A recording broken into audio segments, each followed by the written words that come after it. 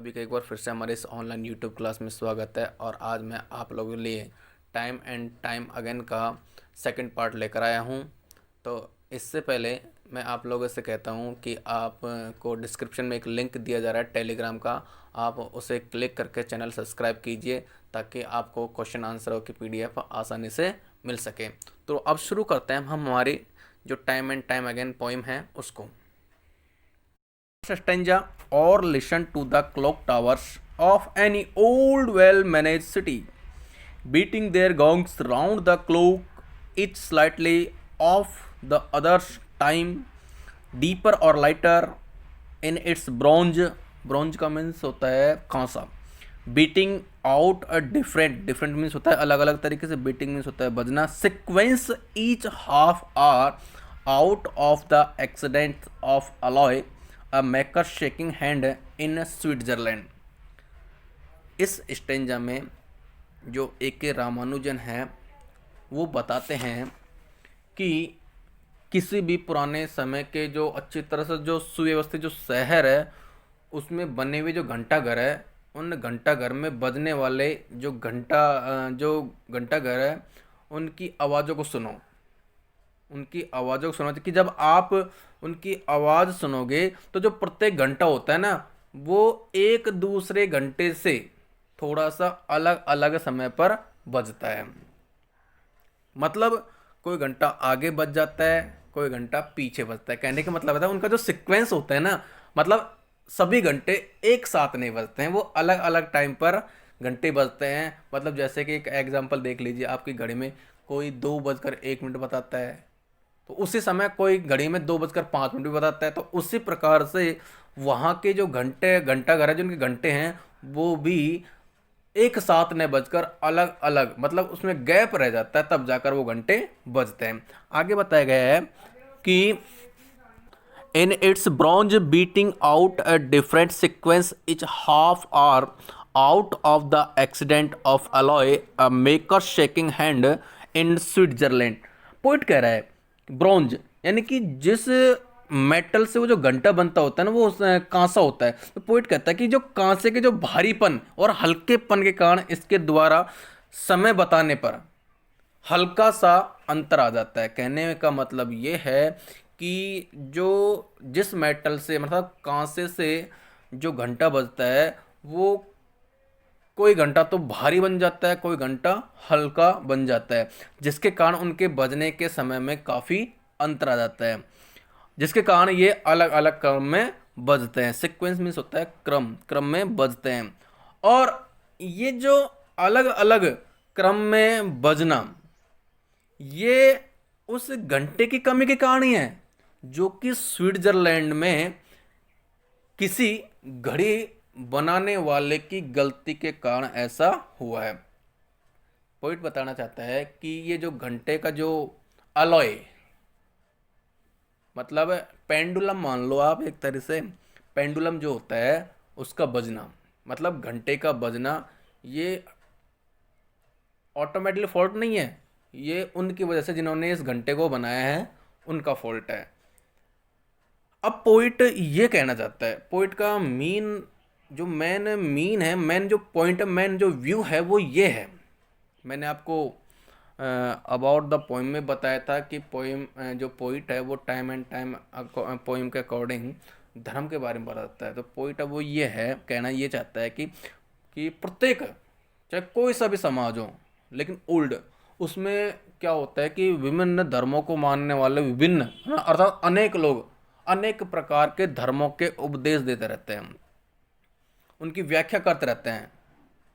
लेकिन या तो उनके स्वयं के समझाने का जो तरीका होता है वो अलग हो जाता है, या उनके जो जो उस व्यक्ति समझता है उसको, उसके समझने का तरीका अलग हो जाता है। कहने का मतलब ये है कि जो धर्म के उपदेश दे रहे हैं, धर्म के बारे में बात कर रहे हैं, या तो उनके समझाने में या समझाने के तरह में किसी न किसी प्रकार की गलती हो जाती है, जिसके कारण वो वास्तविक रूप से उस धर्म की बात को नहीं समझ पाते हैं। जबकि जो मीन है, जबकि जो सार है वो ये है कि सभी धर्मों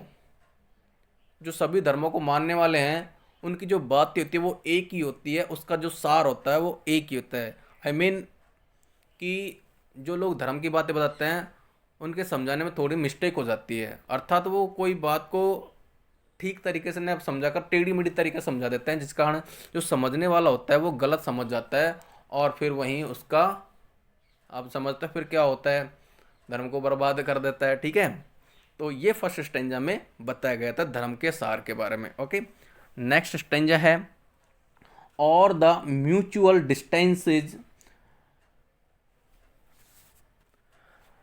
commemorating a donor's whim, the perennial fads and seasonal alliance of Hindu, Christian, and Muslim, cut off sometimes by a change of wind, a change of mind, or a siren between the peace of a backstreet quarrel।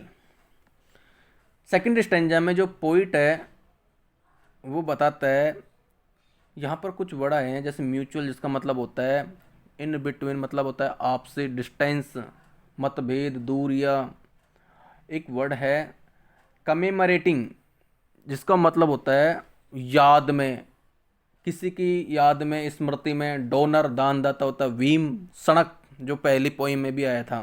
ठीक है, तो अब शुरू करते हैं। यहाँ पर जो पोइट है वो बताता है कि समय का जो अंतर है वो दानदाता की जो सड़क है उस सड़क की स्मृति मनाने में पारस्परिक मतभेदों के कारण होता है।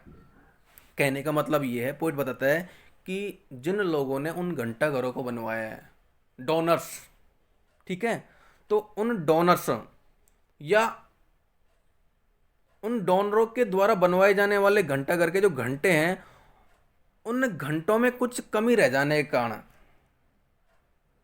पारस्परिक मतभेदों के कारण ही ये सब कुछ होता है। या आप सीधा सा इसका ट्रांसलेशन ले लीजिए कि यह जो समय का अंतर होता है वो जो डोनर्स होते हैं उनकी जो वीम होती है, उनकी जो सनक होती है, वह सनक उनकी स्मृति मनाने के कारण पारस्परिक मतभेद ही है। या आप इसको ऐसे बोल सकते हो कि धर्म को समझने में अंतर इस कारण से होता है कि जो अपने अपने जो धर्म के उपदेश देते हैं उसका रूप समझने वाले अलग समझ लेते हैं। ठीक है, आगे बता रहा है कि the perennial feuds and seasonal alliance of Hindu, Christian and Muslim, cut off sometimes by a change of wind, a change of mind और a silent between in peace of backstreet quarrel, कि जिसके कारण कि इस पारस्परिक मतभेद के कारण हिंदू, ईसाई और मुसलमानों में लगातार उनके बीच में झगड़े होते रहते हैं और वो झगड़ों के बाद में कुछ समय के लिए उनमें सुलह भी हो जाती है और वापस से वही झगड़ा होने लग जाता है। तो ये उनका जो क्रम है वो भी लगातार उस घंटे के समान चलता रहता है, जो कि वातावरण में परिवर्तन या विचारों में परिवर्तन के कारण होता है, मतलब लोगों की समझ के कारण ये सब कुछ झगड़े और सुलह होती है। Between in peace of backstreet quarrel, और अंत में कह रहा है कि एक बात और कही कि अ चेंज ऑफ माइंड और अ साइलेंट, कि या फिर सारहीन बातों पर चलने वाले जो झगड़ों के बीच में जो समझ, जो चेतावनी होती है, उन सबके कारण ही ये सब कुछ होता है। मीन ये है कि लोगों की समझ और ना समझ के कारण ही ये झगड़े होते हैं। जो व्यक्ति समझदार होगा वह बिल्कुल भी झगड़ा नहीं करेगा।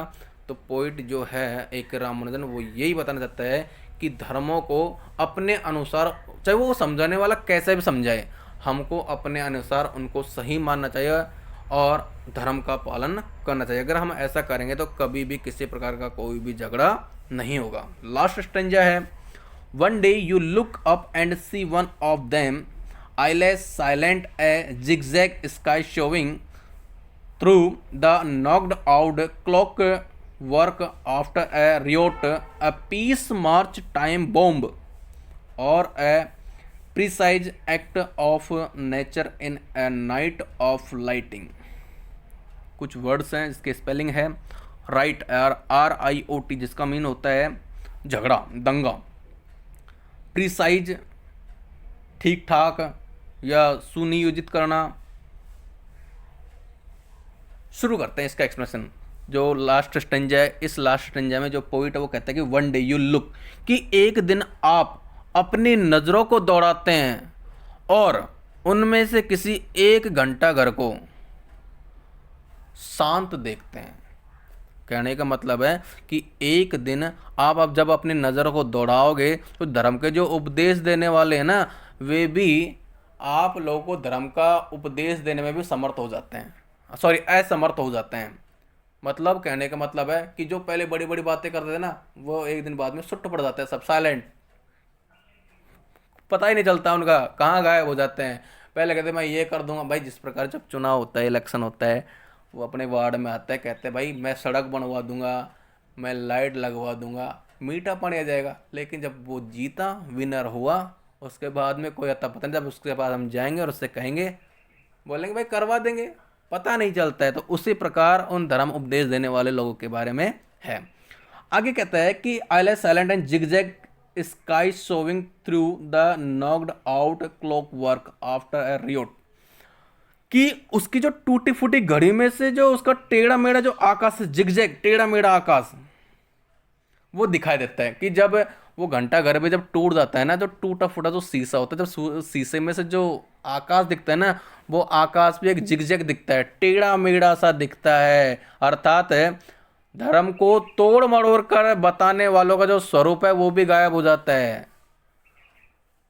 ऐसा a peace march time bomb और precise act of nature in a night of lighting, कि ऐसा किसी झगड़े, किसी शांति यात्रा में फटने वाले टाइम बम या बड़ी एक प्राकृतिक आपदा के बाद में होता है। कहने का मतलब यह है कि हमें धर्म के स्वरूप में परिवर्तन की आवश्यकता अनुभव होती है। भाई जो लग अगर गलत बातें बताएंगे धर्म के बारे में, तो एक समय ऐसा आएगा उन गलत बातें जो लोग बताते थे वो वो पता नहीं कहाँ पर गायब हो जाते हैं, उनका पता ही नहीं चलता।